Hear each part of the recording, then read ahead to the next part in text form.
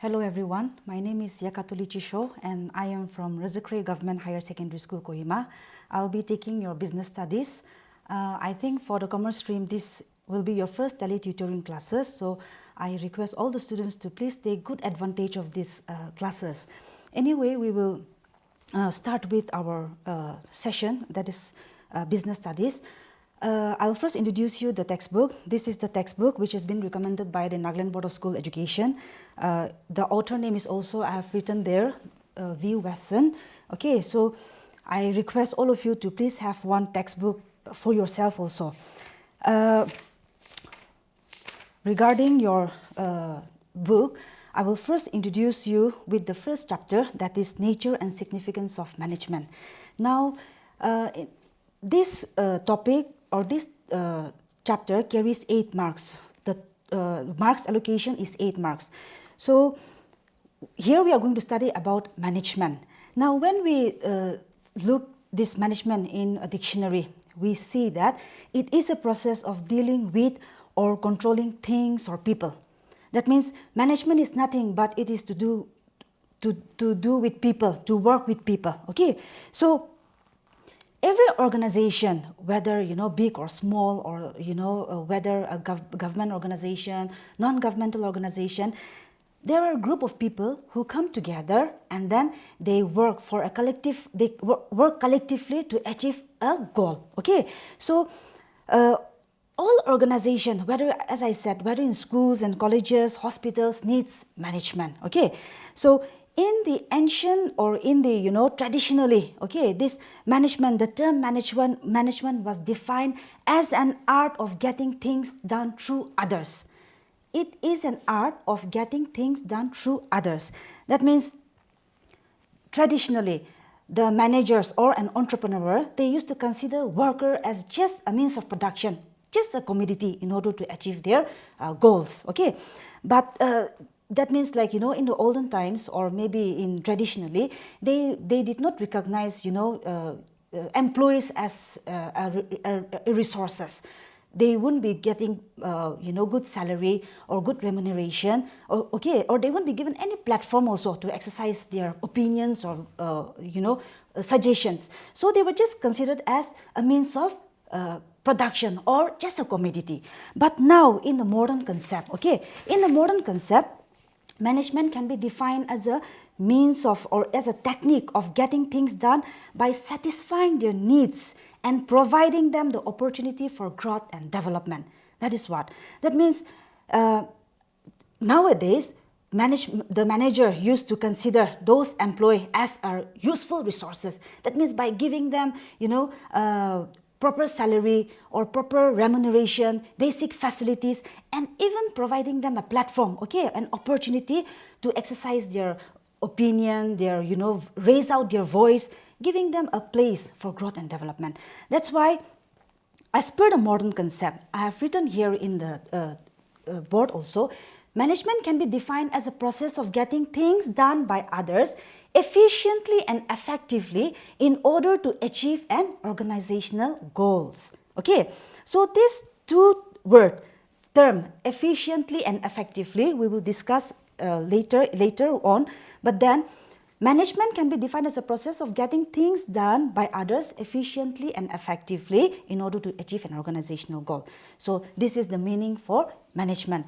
Now, many scholars has given the definition, different scholars have given different definitions, and in your textbook also there are 5 definitions, but one very popular definition was given by Henry Fayol. Okay, in your textbook it's written Henvi, Henvi, but just make a correction, it's Henry. Okay, so Henry Fayol, according to him, what he said is that to manage is to forecast and to plan, to organize, to command, to coordinate, and to control. So that was given by Henry Fayol.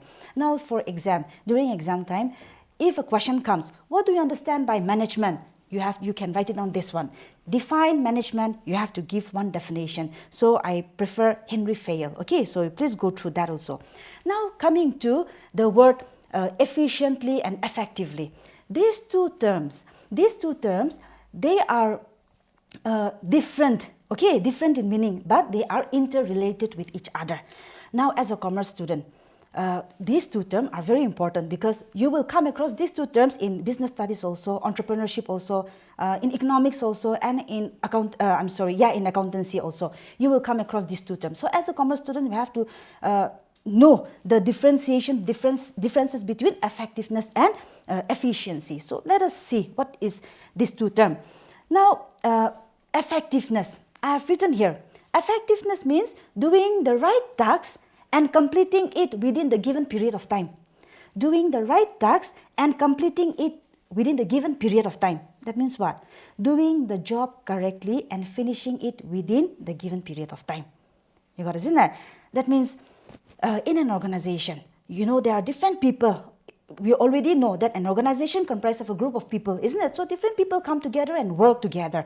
Now what happens is that in an organization, if a specific job is being done by, one person coming and doing the same job. Okay, one person coming and doing the same job, that means it's a repetitive. Yes or no? So as an entrepreneur or as a manager, I have to see that the right man is doing the right job.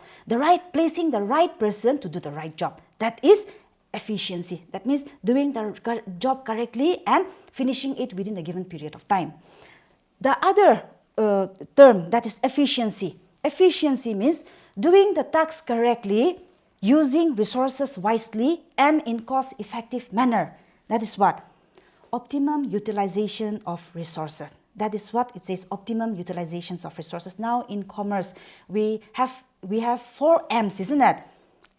Do you know what are 4 M's? I'm sure you know, isn't it? The 4 M's are man, money, material, and machinery. Those are the 4 M's. Yes or no? So as an entrepreneur, what I have to do is that I have to utilize those resources efficiently, okay, to the fullest. For example, as a businessman, I have some money. I have some money in my hand. Okay, I have enough money in my hand. So as an idle entrepreneur, what I'll do is that I will go and invest that in some project or some bank in order to earn some return, isn't it? Instead of just keeping that money in my case.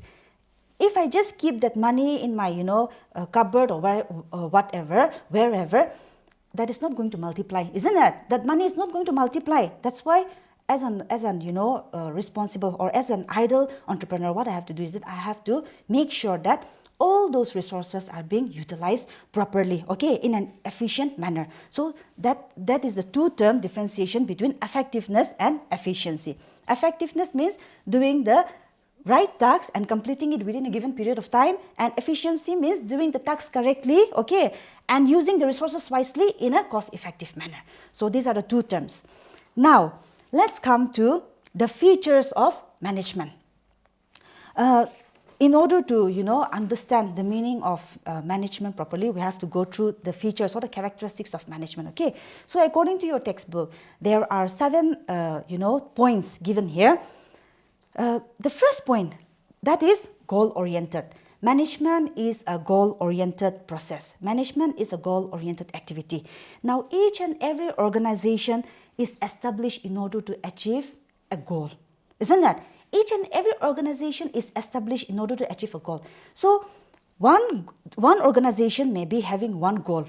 Doesn't mean that another organization may make use of that same goal. It's not like that. Depending upon the nature, the sizes, your plans and your strategies, we make plans, isn't it? We make goals, isn't it, to achieve. So management helps in achieving those goals. Okay, so the first point is it is a goal-oriented process. The second one, it is pervasive. Okay, the second one, it is pervasive. That means it is universal. Okay, now when we say pervasive, pervasive is nothing but it is present. Management is present everywhere. Whether commercial organization, non-commercial organization, whether governmental organization, non-governmental organization, big organization, small organization, everywhere management is required. Management is present everywhere. Okay, in churches, in politics also, or maybe as a student. Okay, as a student, even you need to maintain a time management in order to study, isn't it? So management is present everywhere. That is what it says. the second point. The third one is, it is a multi-dimensional activity. It is a multi-dimensional. Now see, management is very complex activity, okay? We cannot just, if some problem comes up, we cannot just, apply some formulas and then solve that problem. Management is not like that. Why? Because management is dealing with people, isn't it? And people are unpredictable. You got to see that? People are unpredictable. That's why management is very complex. Now, in management, there are three dimensions, three areas where management is required. The first one I have not written here, but the first one is management of work. The second one is management of people, and the third one is management of operation. Now, what is management of work? Now, management of work means what? There are different types of jobs. Yes or no? An organization, people coming together, but the nature of work is different, isn't it? The work of a computer is quite different from the work of a manual. Okay, the work of a CEO is different from the work of a clerical. Yes or no? So different jobs. So the work of a management is to convert these jobs into goals. You got it, isn't it? And create a means to achieve them. Okay, so that is through proper planning, proper organizing, okay, or controlling. So that is management of work, management of people. Yeah. So when we say management of people, it is concerned with getting things done through others. Okay, so different employees have different personalities. We have different backgrounds. We have different, we have different personal goals also, isn't it? So every one of us, we have different motives, okay, in joining that organization. So what we have to do is that an organization should give a platform to all those employees and work towards achieving a goal. So that is management of people. Now, management of operation. Now see, business is all about converting raw materials into finished good. Yes or no? Or for example, it is all about transforming an output into input. Okay, so before the product that we get in the market, those products are a finished product, isn't it? Which we can use. But before that, those product was just a raw material. So as an entrepreneur, as a businessman, what we have to do is that he have to procure the raw material, then he have to do produce, manufacture, storage, okay, transportation taking or communication, or for example like banking, bank used to take loans and all, isn't it? Those are all activities, operating activities, until a raw material is converted into a finished product. That's why in all those activities, management is required. That is the point 3. It is a multi-dimensional activity. Okay. The fourth one is what? Management is a continuous process. Management is an ongoing process. That means what? Management is, it continues and it continue works, okay, it continue keep on working as long as the organization is there. See, every organization has certain goals, isn't it? So, for example, an organization has decided to increase 20% of sales. Now, okay, the organization has already, fulfilled that or achieved that goal. Now, once we have achieved the goal, we will stop doing business. It's not like that, okay? So, management, it's about continuing, okay? It's an ongoing process. That is the fourth point. The fifth point is management is a group activity. Now again, I'm repeating on and on, but then management is an art of getting things done through others, isn't it? That means a group of people is coming together and working together, okay? So management is a group activity. That means what? It is not an individual activity. That is what it says. So every organization, okay, in any organization, individual used to join with a purpose, with some purpose, okay, with some purpose. So the organization has to give a platform to those workers or to those individuals in order to let them participate, okay, and let them communicate with one another, let them coordinate with one another. Then only we will be able to achieve as a group. That's why management is not an individual activity, it is a group activity. That is number 5. The sixth one, management is a dynamic function. Management is a dynamic function means what? Management keeps on changing, okay, it keeps on changing. we are living in an environment where the environment is keeping on changing, isn't it? So management must change its goals and plans according to the needs and wants of the environment. Okay, so management is a dynamic function. The last topic is, the point is, management is an intangible force. Tangible force means which we can see and touch. Intangible force which we cannot see and touch, isn't it? So management, we cannot say that management is so big, management is so small. We cannot say like that. But we can feel the presence of management only through its end result. You got it, isn't it? When we have achieved some goals, then we can say that, oh, we have been able to manage the organization in such way that we could able to achieve that goal.